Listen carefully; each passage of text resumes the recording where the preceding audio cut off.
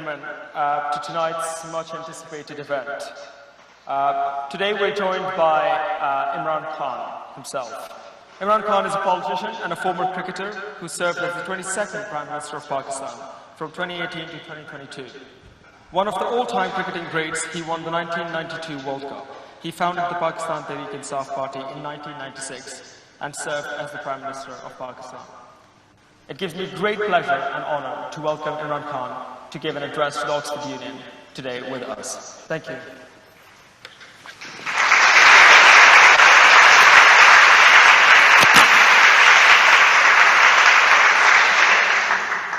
Thank you very much.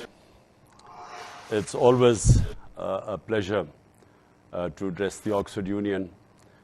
I have, I think, spoken about 3 times before. But today is a very critical time in my country's history when I'm speaking to you. So let me just first start by saying why someone who was a cricketer, who didn't really have to do anything after finishing sports. Because, you know, we sportsmen, if we reach a certain level in sports, and then once we give up sports, then we don't really have to do anything. All we have to do is talk about that sport for the rest of our lives and earn, pretty good money by just going on television and speaking. So, why did, again, someone like me who had no reason to be in politics, I mean, if someone asked me to take politics as a career, I would shoot myself. Because, the idea of going and asking for votes from people, someone who doesn't need to, I mean, it never has, I've never understood the idea of being a career politician. So I came into politics for one reason. Because having played cricket, seen the world, and then contrasting the system in England, because I used to play professional cricket there, and then seeing Pakistan and most of the developing world, I came to this one conclusion. The reasons why nations fail is only one reason: not having rule of law. And the reasons why countries are prosperous is because they have rule of law. So, I call my party Movement for Justice. And I launched this 26 years ago and started really from nothing, no political background. And for most of my first 15 years, people mostly laughed at me because there were 2 entrenched parties. We had a 2-party system. And I came against both the parties. So, and these 2 family parties have ruled Pakistan for 30 years. And in this time, corruption has reached the highest point, whereas our economies, Pakistan's economy, which till 1990 was ahead of all the economies in the subcontinent, from 1990 onwards, when these 2 families took turns to rule Pakistan, we started going down, and we were overtaken by even Bangladesh, which was way behind us. So the reason was simple. We did not have rule of law. And that's why, again, Movement for Justice. And the whole problem, not just with Pakistan, it's with the entire developing world. We have this problem. The ruling elites in our developing world do not want to come under the rule of law. They want a separate law for themselves. So, if you cannot bring the powerful under the rule of law, if the powerful are above law, that's how a country becomes eventually a banana republic. The difference, and I was looking at the rule of law index. If you look at Switzerland, Switzerland's rule of law index is 99.9%. Compare that to Nigeria, which has the greatest oil reserves in Africa. The rule of law index in Nigeria is 7%. So similarly, most of the poor countries are under 20%. And almost all the Western democracies are over 90%. So the difference is, just to why I came into politics was to bring the powerful. These two corrupt families, both of them had been dismissed for corruption when I came into politics. Twice they were dismissed for corruption. So then started this struggle. It took me 22 years finally to succeed and come into government. Now, the biggest challenge I faced immediately was that all the mafias associated with these political mafias, they all resisted. They resisted our government the moment we tried to bring them, get them under law. And the more we tried, the more they ganged up. And these two main parties who had opposed each other for almost 30 years, now they ganged up and had a joint front against me.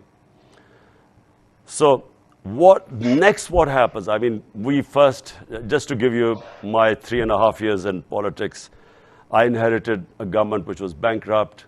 We had the biggest current account deficit. And as a result, there was pressure on our currency because our reserves had shrunk to about 9 billion, which is 4 weeks of our imports.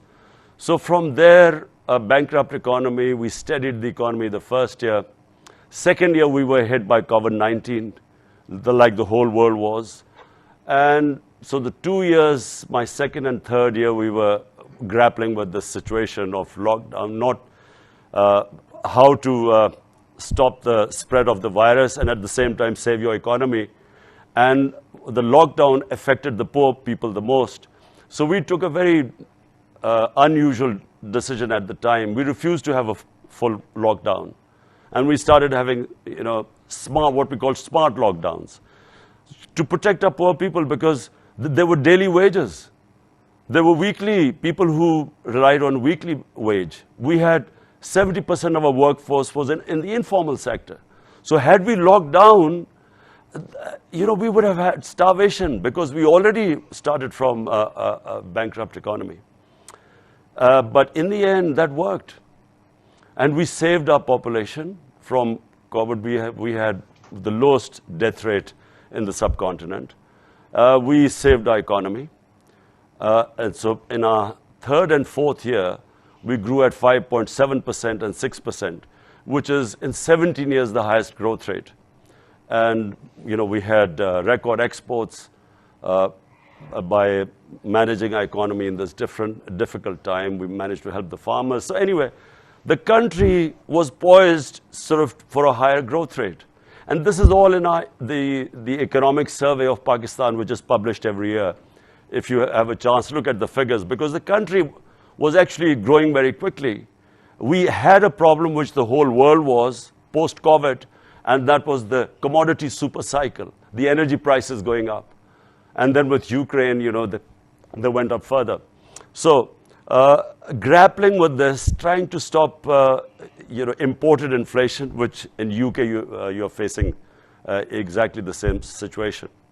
So at that time, this conspiracy, this conspiracy took place. What was this conspiracy? On 6th of March 22, the Under-Secretary of State of the US, he meets the Pakistani ambassador in Washington. And, this is an official meeting. There were note takers on both sides. And he says that, look, there's a vote of no confidence coming. At this time, there was no vote of no confidence against me. And he said, if it succeeds if it doesn't succeed against me, in ousting me, then there will be consequences for Pakistan. But if it succeeds, then all will be forgiven. So this arrogant discourse takes place between the ambassador and this Donald Lu, who was the Under-Secretary of State in Washington. I read the cipher. Now imagine, here I read this, that he's telling my ambassador, he's telling my ambassador to get rid of me, the Prime Minister. So, I'm a bit like anyone would be taken aback. The next day, the vote of no confidence is tabled against me. And suddenly about 20 of our parliamentarians start meeting with the opposition. And then openly there was this horse trading taking place, horse trading, where roughly about $1 million were being dished out to buy our M&As. And so our government falls. But what happens after, subsequently, what happens? We are replaced by a government where 60% of the cabinet is on bail on corruption cases. And the two families that had been calling each other crooked and putting each other in jail and corruption cases unite against me, are brought into power, and they then try and suppress this movement because people spontaneously came out in the streets. First time it's happened in our history. So people came out in the streets protesting against this regime change. And they then used brute force. Pakistan hasn't, under democratic government, they have never experienced what in the last 6 months happened. They used, on 25th of May, we had a peaceful protest. The police went into people's houses, thousands were put in jail. There were women, families, children were, because in our protest, families participate. First time ever, so much women participate in our rallies. So they tear gassed them, they beat them up, and this is all on video. So that happened on the 25th May. But what they thought was that it would scare people. It actually had the opposite effect. So rather than our movement after post my government going, rather than it sort of slowing down, the movement got stronger and stronger. And there were two sets of by-elections, one in July and then one earlier this month. So both by-elections were swept by us, by my political party. So since then what has happened is that this reign of terror is taking place in our country. There's a clampdown on media, unprecedented. There are cases on me, there are terrorism cases. They came to arrest me on a terrorism case, and the case is that one of my close aides was subjected to custodial torture. He was sexually abused, he was stripped naked. So I gave a statement in a rally, I did a protest rally against it, and I said, the judge that sent him back to remand, in other words, when he was tortured, he was presented in front of a judge. Rather than giving him a bail, the judge actually sent him back to the police station who had tortured him in the first place. So I said we would take legal action against the judge. They slapped terrorism case against me. They came to arrest me. So this sort of thing is going on in the country. Then they try to disqualify me because they realize that they can't beat us in elections anymore. So the situation right now in Pakistan is this. There's a clampdown on media. Journalists who support me, who have stood with me, are hounded. One left the country. Two were beaten up. One was put into jail. And then the most tragic thing that has happened, and of all the things it's affected, I'm still affected by it because I've announced my protest march today. Just now I've announced it, that we will be doing a huge, and inshallah, in my belief, it will be the biggest ever protest in our history. A journalist of great integrities, one of the most respected investigative journalists, Arshad Sharif.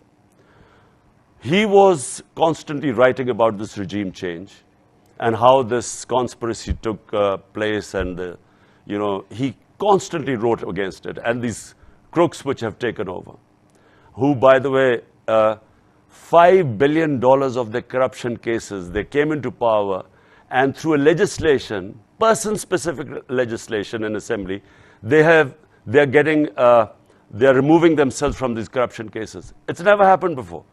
So So people who were writing against them were subjected to all sorts of victimization. But the most tragic one was Arshad Sharif. First, they threatened him. They went into his house and abused his family and threatened him.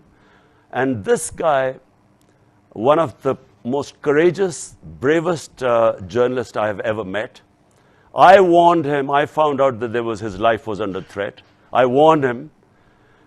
Then a second time when I warned him, we managed to get him out of Pakistan. We had a government in KP, so we managed to get him out of Pakistan to Dubai. There his visa was running out.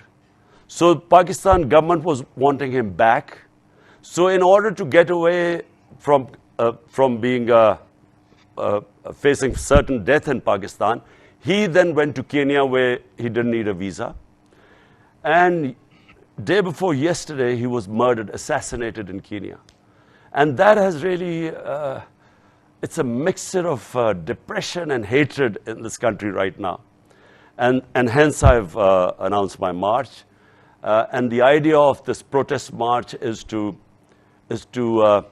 show the government where the public stands right now. And as I say, I have been, last 6 months I've been on the road and campaigning. And I feel right now that the country is ripe for a soft revolution.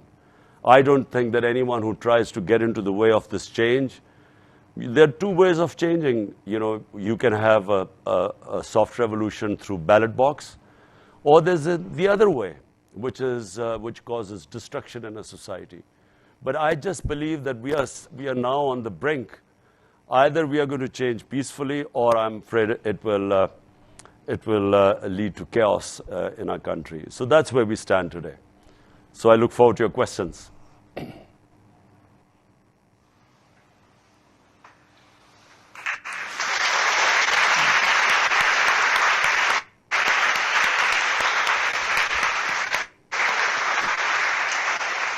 Thank you very much for that address.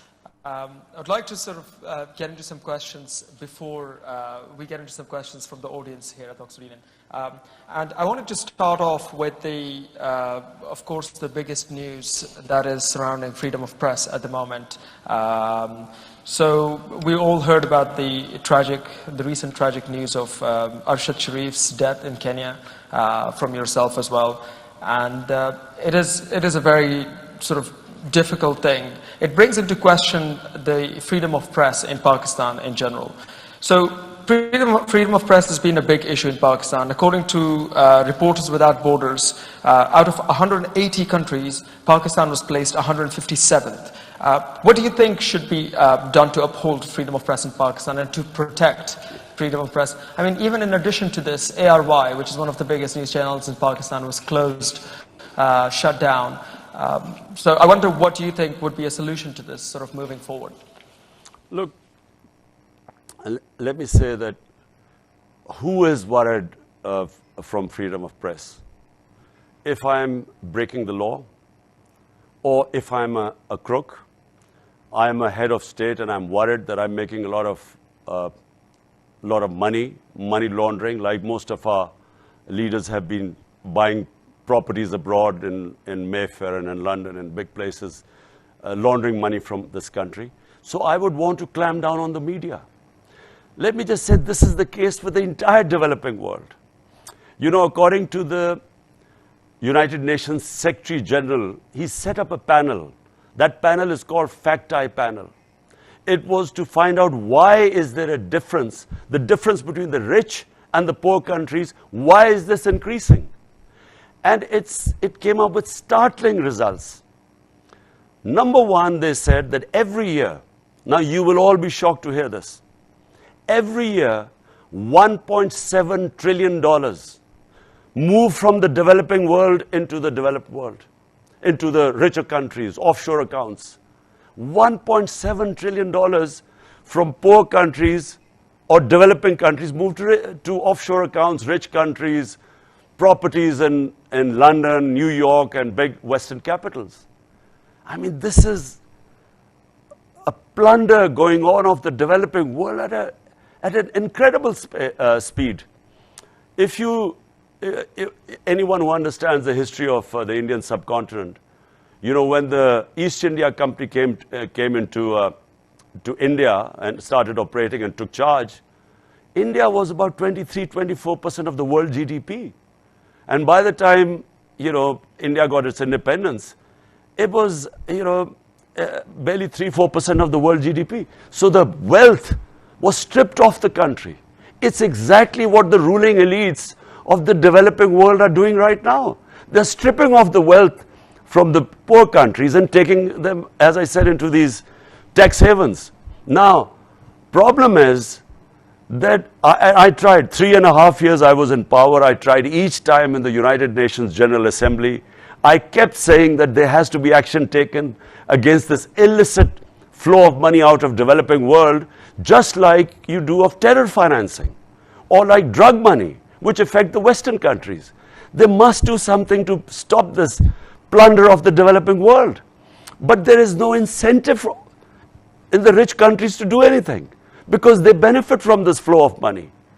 And it's the poor countries which, unfortunately, they do not want to do anything, because sadly, a lot of the leaders of the developing world are laundering money out of their country. So they're also not interested. So what is happening is that the poor people are getting poorer. This gap will increase, and you will have this economic migrants. You know, this is just going to become an epidemic sometime ahead. You will have these people dying and crossing, you know, in these boats trying to get to the well-off countries. Something has to be done to stop this. And I'm afraid the developing world sooner or later must realize that this situation cannot go on. Yeah, no, absolutely. And I think that speaks to generally sort of a problem with sort of the like, you know, many problems within like developing countries as well. But the more particular thing that I, you know, sort of intended to touch on was the upholding the freedom of press in Pakistan in general. But one thing that I wanted to particularly mention, following up on that, on my previous question as well, was that during your tenure as the Prime Minister, Pakistan dropped 18 points in press freedom, according to Reporters Without Borders. I was just wondering, what did your government, what sort of steps did they take to uphold freedom of press in your government? Of course, now it's very bad in the state that a journalist is dead in Kenya and a news channel is shut down. I just reiterate the question of, like, how do we get out of this situation where the press in our country is just not safe? These things that we talk about here will never be sort of brought into light. Okay, let me just explain to you the difference between what was happening during my time and what is happening now. There was not one journalist that my government ever thought of, forget about persecuting, I mean, even trying to muzzle him. Because if I have nothing to hide, if I'm not corrupt, and if I'm not breaking the country's law, why would I be scared of freedom of press? The people who are scared are the mafias. And this is what is happening right now. These are mafias. The problem we had, and which is why maybe, because what, you say that we went down a few notches. Look, when I took over, we had been going through this war on terror. 80,000 Pakistanis died in this war on terror, which we participated in, which we never should have. It wasn't our war. But as a result, 80,000 Pakistanis died.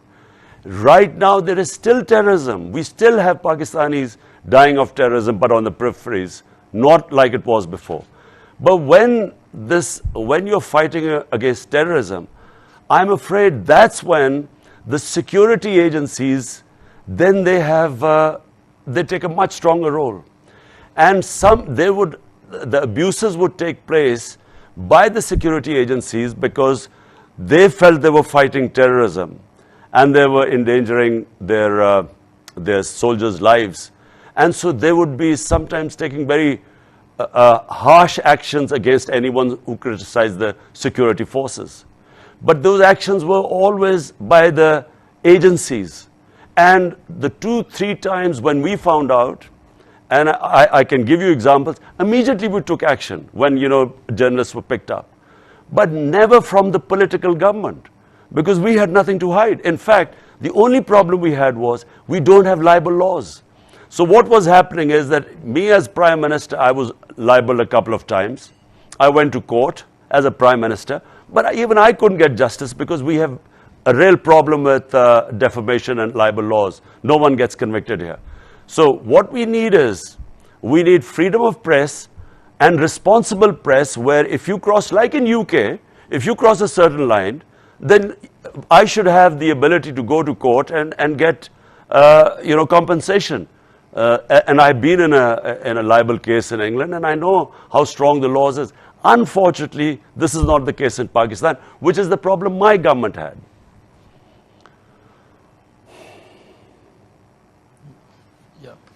No, absolutely. That puts it into context, especially sort of the transition between governments and the freedom of. But moving on to sort of more recent event, which has been like recent news, is the recent decision by the Pakistani Electoral Commission to disqualify you from being a member of the parliament. Where do you stand on this decision, and do you see yourself successfully running for a re-election in 2023?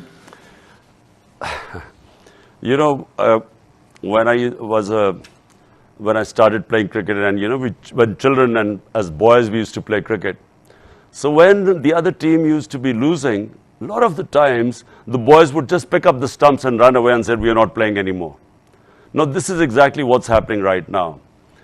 In 2 by-elections which we've competed, it's never happened before that sitting governments have been routed in the by-election. That is because of massive public turnout. And it's also because, despite the fact that the election commissioner is completely biased, it's not even biased, he's just part of their team. It's like them playing with their own very biased umpire. Now, and I'll just give you an example. 9 times the election commissioner has given decisions against us. 9 times we've gone to the court who've overturned the decisions because they've been so biased. This thing of my disqualification, it is just, it is unbelievable. In fact, I'm going to do a defamation case against this election commissioner because it will never stand in a court of law. And we are waiting, we are already in court, we are waiting for the full judgment has just come. It is, I won't go into details, but it is just a joke what he's done. Not just that, there were 2 cases they are trying to disqualify me. One is a funding case, a funding of the political party. We are the only political party in Pakistan's history that does proper political fundraising. We have a 40,000 database of our donors. Other parties have nothing. And we keep telling them that, look, we are the ones who, everything is on record. They have been trying to find out something in our funding case for almost 6 years. So neither will I be getting disqualified in the funding case, and certainly not in this Tosha Khana case, which is too ridiculous to explain to you. But we are in court, and I'm confident that they'll be brushed aside by the court. But there is a desperation. They've just done another terrorism case on me. So they might, God knows, they might try something else. I have had 24 cases against me right now. I'll move on to sort of the next question, which is slightly more of a difficult conversation, I guess, but it's a conversation that is to be had, especially in the context of Pakistan, which is to do with the military and the politics of Pakistan. Now, your government has had good relations with the military, or had good relations with the military when in power. After the no confidence vote and after a series of events, your party distanced itself from, and in some instances it was said to have spoken against the military. What is your stance on the military's involvement in the country's politics and in the country's running? So look, first of all, let me say, Pakistan became a security state when we came into existence, because there was a fear in Pakistan that we have a neighbor who's 7 times the size of our country, much more resourceful. And immediately after independence, the next year, 47 we were independent, 48 there was a conflict with India on Kashmir. So that framed the mindset of our country, because the fear that a huge neighbor can easily overwhelm us. So the military naturally in such circumstances gained more importance. And then we had martial laws. So we've had 3 martial laws where the military took over when they thought that the civilian governments weren't doing well. Now, the problem with this is that, we have never had an extended run of democracy.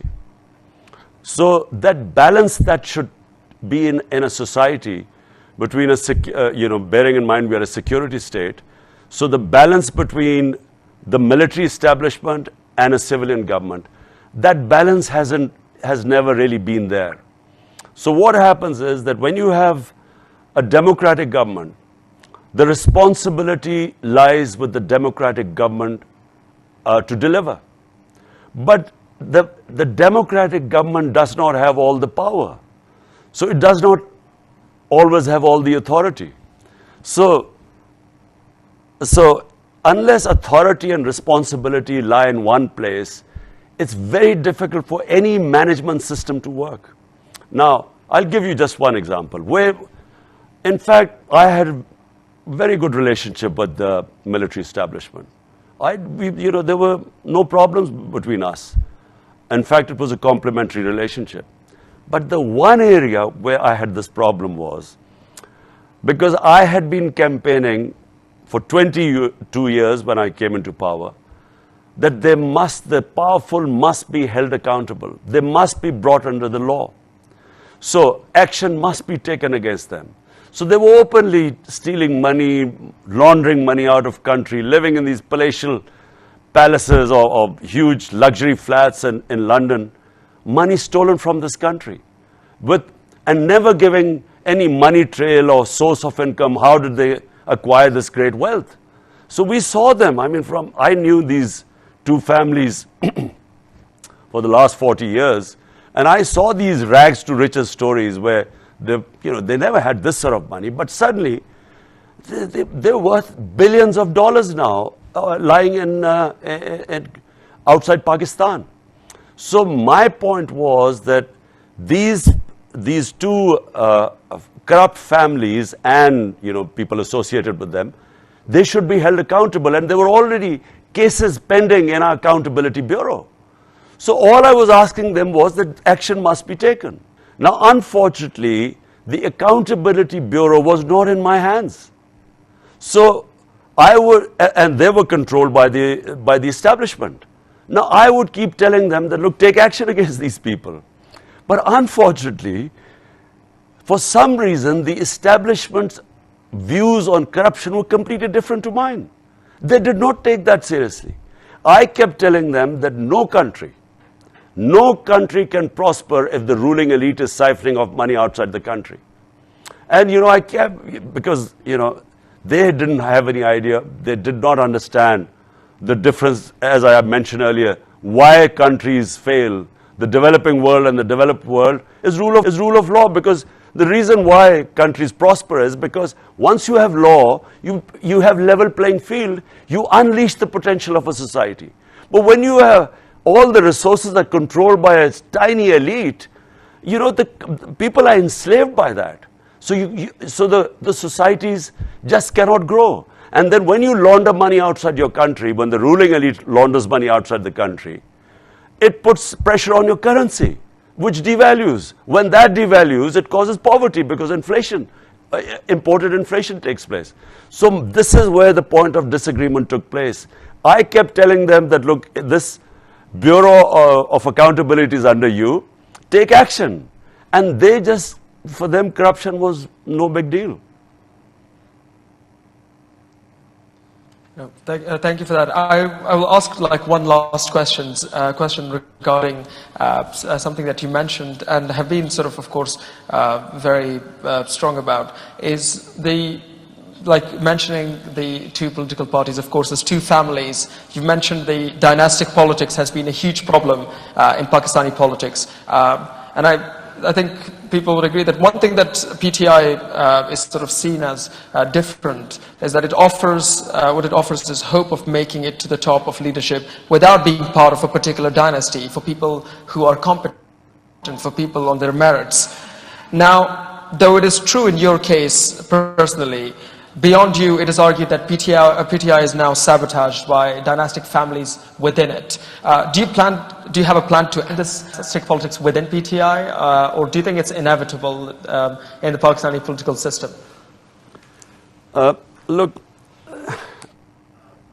as all of you sitting there would know, the reason why democracy forged ahead of monarchy or kingship is because democracy, actually, the better the democracy, the better the meritocracy.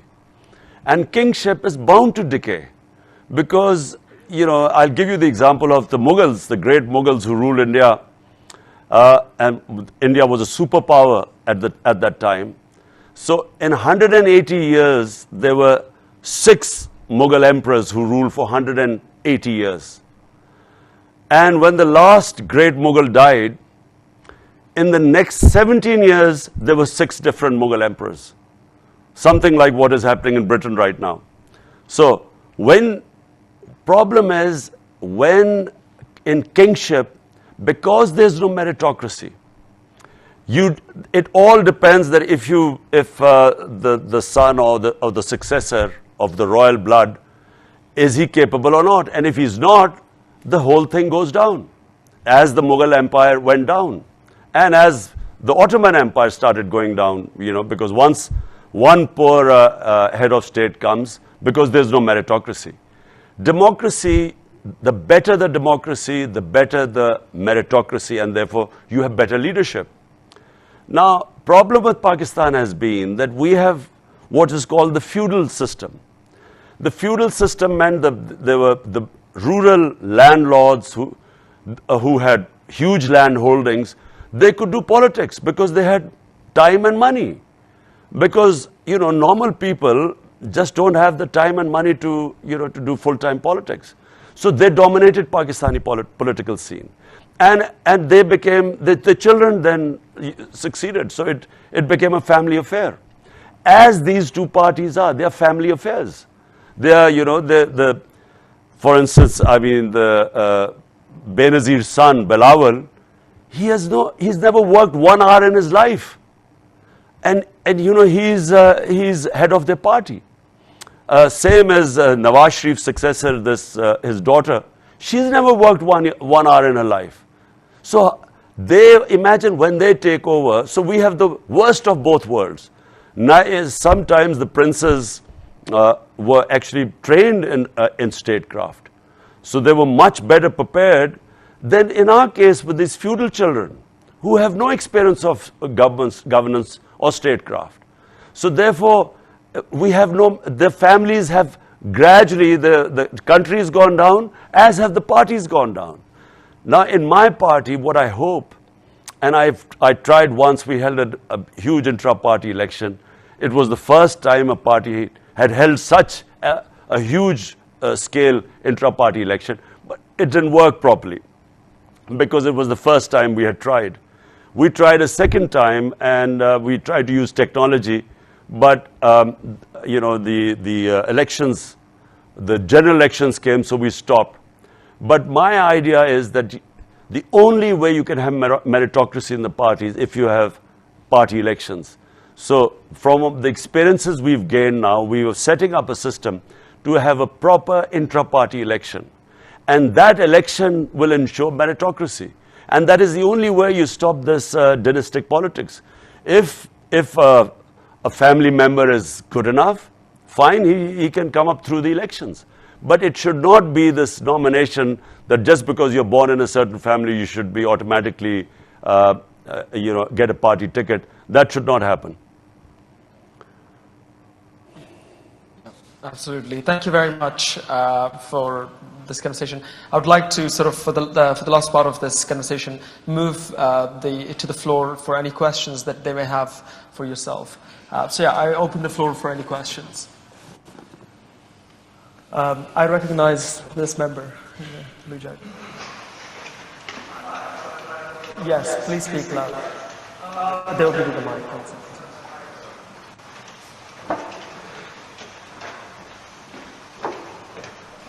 Hi, first of all, Mr. Khan, it's a pleasure to speak to you. Secondly, in your speech, you put an increased emphasis on the impact of the US in, well, the downfall of the PTI. And we've seen that these developed nations, through which a lot of developing nations' money now goes to, regularly interfere in the matters of, well, South Asia and the global South. To what extent do you think that the problems that South Asia faces today are not a product of its people, but of people of a faraway land that steal from us? Well, look, let me just say one thing, that great powers always want to have their sphere of influence. And they always want, this is throughout history, they always want governments that are part of their influence, so would do their bidding. And unfortunately, Pakistani governments have all been in the US sphere of influence. And we have, the worst thing in my opinion, where we did, part of our foreign policy is that we made decisions not for the benefit of our own people, but to please the US. So we joined the war on terror after 2001. And 80,000 Pakistanis died. 3.5 million people got internally displaced. Our ally, the US, conducted 400 drone attacks on Pakistan. Judge, jury, and executioner. So many innocent people got killed. And they took revenge against Pakistan's security forces. And we lost over $100 billion to our economy. And we didn't even get thanked for that. And I opposed that war throughout because it was not in Pakistan's interest. So countries make decisions which are of interest to their people. One of the things which was mentioned in this Donald Lu in the cipher, in the conversation with our ambassador in Washington, he said that I had taken a decision to go to Russia on my own. And that was held against me. But why was I going to Russia? Because Russia would have supplied us with cheap oil. India, an ally of US, is getting oil from Russia at 40% discount. Now, 120 million Pakistanis are vulnerable. Almost 50 to 60 million are below the poverty line. Another 50 to 60 million, a price shock, inflation, would push them down the poverty line. Means they can't have 2 square meals a day. So my interest should be my people. I should not be serving the interest of another country at the expense of my own people. So my people, 220 million people elected me to serve them, not to serve other countries' foreign policy objectives. And this is where the problem rose. US is not used to Pakistan having an independent foreign policy.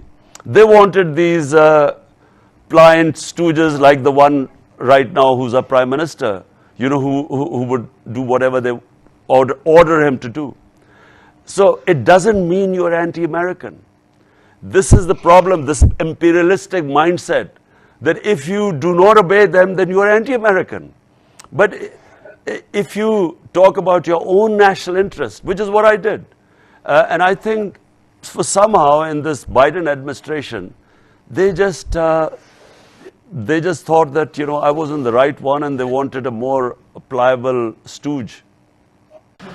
So hopefully you do come back in power. Hopefully you are able to reduce the army's power and by doing so reduce corruption, fix the legal system, and fix dynastic politics. So in that process, how do you think you'll be able to control how much power you individually have. So in other words, as you break down this corrupt military control system, how do you make sure that this new system is democratic? Look, like Pakistan, like most of the developing world, we have series of problems. You know, there are a lot of problems we face. Number one, we just do not have enough money to spend on our human beings. So, if, you know, human development, you can't really rise as a nation if you don't look after your human resource, if you don't invest in your human beings. Problem is that all this prosperity comes after the rule of law. So it's my entire life's experience that unless you have rule of law, you don't have democracy. If you hold elections without having rule of law, you will have warlords, you will have mafias coming up because they will have more resources. They will have the muscle. So in a society, the key is, I go back, which is why I started my politics 26 years ago. You must bring the powerful under the law. So this is my number one thing. If you ask me, what is the one thing I would do if I ever get it back into power, is rule of law. But you can only do that if you have a good majority in a parliamentary democracy. Last time when I came into power, I had a coalition government, not a strong government. And so therefore, it is very difficult in a parliamentary democracy. If you come up with a coalition government and a thin majority, you are always subjected to blackmail. You can't make strong decisions because, you know, you upset powerful mafias who then have ways of undermining you. So if I come into power, I will firstly only come into power if I have a clear majority, because otherwise I would not be able to implement my reform agenda, which starts with rule of law. And I believe that everything follows that. Prosperity follows once you've established rule of law and justice. Yeah. No, thank you very much. I recognize the member, well, just as the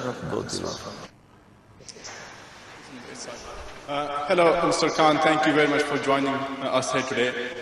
You talked about rule of law. While it is very important to uphold the rule of law, but during your tenure, you've been accused of breaking the rule of law yourself. You've been accused of breaking the Constitution, Article 92, by preventing the no-confidence vote despite the Supreme Court's decision. During your tenure, there was a sitting MNA who was incarcerated despite the Supreme Court decision to release him, and yet your speakers did not give an order to bring them to the parliament despite it being against the law. So, firstly, while you do talk about the rule of law, how do you respond to the fact that you yourself have breached it? Secondly, and very quickly I'll ask, you talked about press freedom. During your time, there was a journalist who was abducted and tortured, Matiullah Jan. During your time, Abzar Alam was shot. It was during your time, Nusrat Javed, another journalist who criticized you, had to leave her job. Salim Safi had to leave a job. So, while you do talk about press freedom when you are out of the government, when you were in the government, you were yourself curbed on press freedom. So there's a pattern that while you are in government, you do something else. When you are outside the government, you do like to appeal to a populist agenda. Thank you.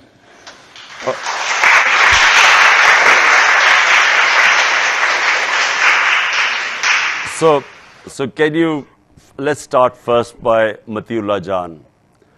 We found out Matiullah Jan had been picked up night before. The first thing we did was in the morning when we found out he was released. We found out that he had been picked up by the security agencies because he had said something against them. My government immediately had him released.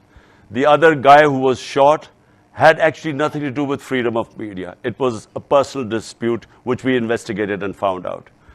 There was no journalist that where my government clamped down upon. There was not one journalist. These incidents, there was maybe one other incident that had to do with the security forces. And let me explain. Why were the security forces used to this? Because while we were in the war on terror, there were a lot of instances where the security forces would act in the name of fighting terror. And this was not just in the case in Pakistan. If you look at the US with Guantanamo Bay, fighting terrorism, always they used to take more liberties. So remember, my government had nothing to hide. So there was nothing. And now you talk about an M&A. Which M&A are you talking about? No M&A had anything to do with where our government had him incarcerated. And what law are you talking about which I had broken? When my government, when it came to this no confidence motion, we just announced elections. We had this option. It was in the Constitution. It went into the Supreme Court. We had a right. It wasn't against the law. If rather than having your members of parliament being sold like, like sheep in an auction, the best was go to the people, let them decide, who they wanted to form government in Pakistan, rather than having spending millions of dollars to get buying your members of parliament. So what was wrong with asking for elections? That wasn't breaking any law. Yeah. Well, thank you very much. We'll have one or two more questions because we're arriving to the end of the event. Could we please give a chance to the person in the second row there, up at the front? Assalamu alaikum, Imran Khan. My name is Imran and my question to you is, Pakistan, like PTI is not the first political struggle or movement, that Pakistan has seen after its creation. There has been a lot of parties, a lot of leaders, just like Fatma Jinnah and, Zulfikar Ali Bhutto. And what we saw was like their parties and their struggle died down after they passed away. So is this the same that's going to happen with the PTI? Like, people call it like a big bag of wind, and it's just one man show, and it's all just Imran Khan. Like recently we saw in these by-elections, they were like, you won on 6 seats, and the only other candidate which PTI had, the daughter of Shah Mahmood Qureshi, she couldn't win. So do you have a plan after, like for PTI after Imran Khan, do you have a systematic way where there's going to be a successor to the party, to your struggle, or it's just the Imran Khan? Well, look, first of all, I don't have any family which is, none of my family members are in politics, as opposed to the two family parties where all top positions are their family members. And I repeat, the only way of having meritocracy in the party are intra-party elections. And the first thing after the general elections, this is exactly what we are going to do. We will hold intra-party elections, and that is the way you avoid dynastic politics and you have meritocracy. So last question, please. Yes, one last question. Sorry. Can I recognize this member here, please? This girl here. Thank you. Assalamu alaikum, sir. My name is Malaika, and my question to you is regarding with the long march that you're organizing currently. With this historic feat that inshallah you can achieve, what do you think this will impact in the future of Pakistan, and what is the message that you're trying to send to your opponents? Look, democratic parties always go back to the public. So either they want elections to show that they have majority support, which is what democracy is, or if you want to protest, you go to public. So this will be a big protest. It will be peaceful within our constitutional rights. We will remain, we will not break any laws. We've assured everyone that. But it is very important for a democratic party to show that where does the public stand. Now, I remember when Britain entered the Iraq war, I think one of the most amazing sights for me was when I saw almost 2 million people marching in London against the war. And I think that that's a sign of a nation that is alive, that is aware, that knows its rights. So this is what I'm trying to do in Pakistan. Make people realize that, no one should impose governments on us. We as the people, it's our right. So, we should decide who should govern Pakistan. No outside conspiracy involving, and plus these cabal of crooks. They by spending money which they have and, imposing a government on us and then using state oppression to crush us. We are not animals. We are human beings. Humans have rights. So this is what we are trying to do. This march will show where the people of Pakistan stand. And I feel that, it will be historic, inshallah. I'm a born optimist. Having a sporting background, you never enter a match thinking you lose, so you always think you'll win. So I feel that it will be one of the biggest protest movements in Pakistan's history. Thank you very much. Thank you.